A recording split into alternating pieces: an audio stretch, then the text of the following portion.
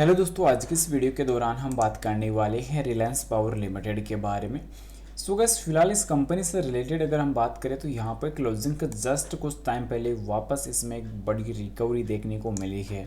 अब यहाँ पर रिकवरी भी देखने को मिल रही है, साथ ही साथ अब जस्ट ही नेक्स्ट मंथ आपको Q3 के भी जो नंबर्स है वो आपको देखने को मिलने वाले हैं। तो नंबर्स की क्या आउटलुक रहने वाली है, कैसे नंबर आ सकते हैं, और साथ ही साथ अभी के टाइम सबसे इम्पोर्टेंट चीज़ जो रहने वाली है कि कंपनी इस रिजल्ट के दौरान कोई डिविडेंड या बोनस प्रोवाइड करेगी या नहीं, और आगे के फ्यूचर के लिए लॉन्ग टर्म, शॉर्ट टर्म और मिड टर्म के नज़रिए से इस पर क्या व्यू रहने वाले हैं एक्सपर्ट के मुताबिक, वो भी हम चेक करने वाले हैं। बट बता दूं, बाय सेल के लिए कोई भी रिकमेंडेशन सजेशन नहीं रहने वाली, जानकारी ओनली एजुकेशनल पर्पज़ के लिए रहेगी। सबसे पहले अगर आज की क्लोजिंग पर अगर बात कर ली जाए तो 38.5 पे 0.5 पे यहाँ पे क्लोजिंग देखने को नजर आने वाली है। इसके अलावा इंट्राडे का हाई जो देखने को मिला वो 38.70 रुपये देखने को मिला। तो ओवरऑल यहाँ पे काफ़ी अच्छी चीज़ें देखने को मिली। बट यहाँ पे पिछले 5 सेशन की अगर हम बात अगर करते हैं तो 5.17% की रिवर्सल देखने को नजर आएगी, जबकि 34.77 तक आपको गिरावट भी देखने को नजर आई। वहीं एक महीने की अगर हम बात करें तो यहाँ पे भी एवरेज देखने को मिला है, और 6 महीने में फिर आपको नेगेटिव नंबर देखने को नजर आएगा, जो कह सकते हैं कि एक बड़ा क्रेश नज़र आया। वहीं अगर बात करें 1 ईयर की तो 1 ईयर में भी आपको क्रेज नजर आएगा। बट अभी के टाइम कंपनी के ऊपर कुछ अपडेट्स देखने को मिल रही है कि आयकर आयोग यानी कि आईटी डिपार्टमेंट की तरफ से जो द्वारा की गई मांग को 99 करोड़ रुपए से घटाकर 7.33 करोड़ रुपए करने के बाद अनिल अंबानी की रिलायंस पावर के शेयरों में उछाल नजर आई है। यानी इस रैली के पीछे का जो वजह है वो सबसे बड़ा ये निकल के आया कि जो आयकर विभाग की तरफ से कंपनी को जो 99 करोड़ का डिमांड नोटिस जारी किया गया था, तो उसके के बाद यानी कि एनसीएलटी की तरफ से भी यहाँ पे जो है आयकर अपीलीय न्यायाधिकरण एनसीएलटी नहीं, आयकर अपीलीय न्यायाधिकरण की मुंबई बेंच के फैसले के बाद रिलायंस पावर के शेयरों में सकारात्मक रुझान जो थे वो यहाँ पे देखने को मिले थे, और इसी के बदौलत आज का रिवर्सल नजर आया है। क्योंकि यहाँ पे देख सकते हैं कि धारा 14A के तहत कंपनी को दी गई अस्वीकृति को रात को बरकरार रखने के बाद रिलायंस के शेयरों में सकारात्मक उछाल नजर आया है। और इसी के बाद कंपनी के 2 सदस्य पीठ जिसमें अमित शुक्ला और न्यायिक सदस्य और अरुण खोदबिया लेखा सदस्य शामिल थे, ने पाया कि आयकर आयुक्त अवधिकार ने स्थापित जो कानूनी सिद्धांत और बाध्यकारी मिसालों को सही ढंग से लागू कर दिया था। किसी विपरीत न्याय की मिसाल या सामग्री के भाव में न्यायाधिकरण ने आयकर विभाग द्वारा दायर अपील को खारिज कर दिया और शेयर 36.29 पर खुला, जो दिन का उच्चतम स्तर 37.26 रहा। तो इसी की बदौलत काफ़ी अच्छी इसके जो कंपनी के ऊपर जो निवेशकों की भी जो धारणा थी वो थोड़ी सी बेटर यहाँ पे बनी। लास्ट टाइम रिलायंस के जो इंफ्रा थी, रिलायंस इंफ्रा की जो ट्रेडिंग थी वो निलंबित हो चुकी थी, और इसी के बदौलत लास्ट टाइम रिलायंस पावर में क्रेज था, तो उसमें रिवर्स ऑलरेडी हो चुका है।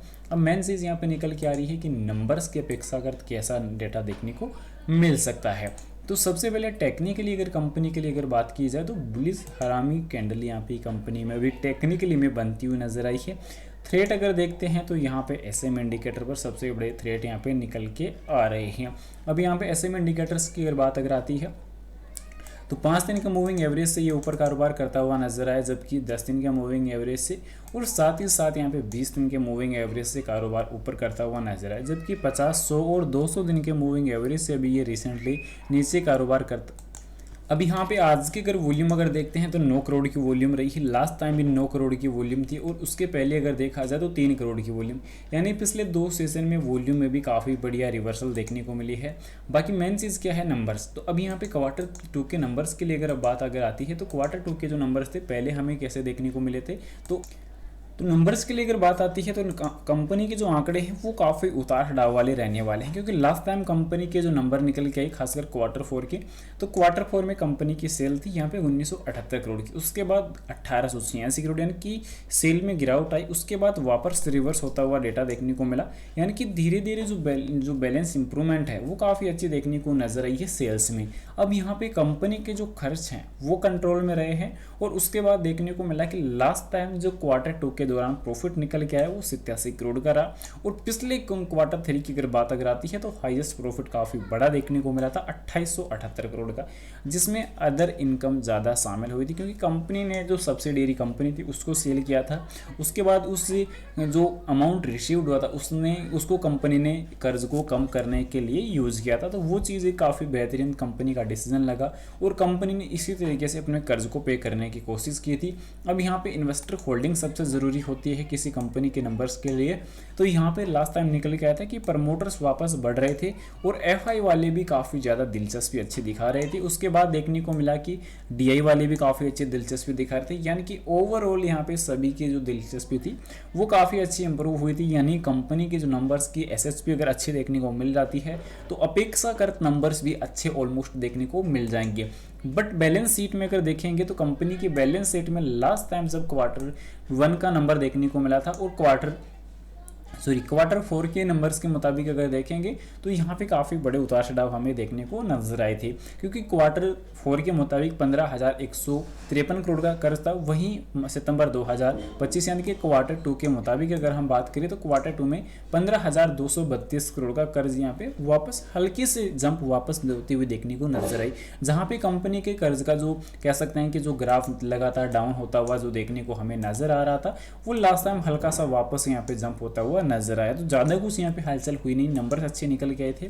तो इस बार की भी अपेक्षा जो है काफ़ी अच्छी देखने को मिल सकती है। ट्रेडिंग विंडो अब जल्द ही इस वीक के अंत तक क्लोज होती हुई नजर आ सकती है। कभी भी ऑफिशियल अपडेट जो है देखने को मिल सकती है, क्योंकि ट्रेडिंग विंडो कंपनी की जो है 1 जनवरी से क्लोज होने वाली है, तो जल्दी अपडेट मिल जाएगी। तो फिलहाल बता दूं बाय सेल के लिए कोई भी रिकमेंडेशन सजेशन नहीं रहने वाली, जानकारी ओनली एजुकेशनल पर्पस के लिए रहेगी। इन्वेस्टमेंट करने से पहले अपनी फाइनेंशियल एडवाइजर की सलाह जरूर से ले या खुद की रिसर्च जरूर से कर ले। वीडियो पसंद आए तो लाइक और चैनल को सब्सक्राइब जरूर से करें। Thanks for watching this my video. Vande